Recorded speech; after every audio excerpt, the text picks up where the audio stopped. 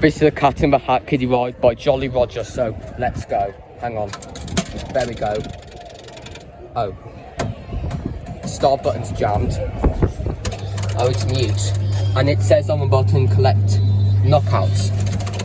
Yeah, there's Scoop over there. Made by Jolly Roger in about the late 60s under no license. Yeah, I do forget sometimes there's a Cat in the Hat. Yeah, too bad because this kiddie ride's really rare. Yeah, there's the back of it. Yeah, the one in Wolverhampton's gone. Yeah, as you can see, the start button's jammed. When Mr. Fanboy 94 came, the start button wasn't jammed. Yeah, I believe it's a version 2 or version 1. There's the flashing lights. Yeah, there's no way I could fit in this kiddie ride.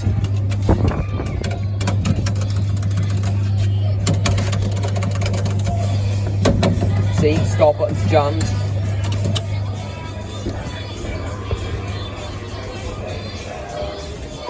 And that was the Cat in the Hat kiddie ride by Jolly Roger. So to that Joyland in Great Yarmouth.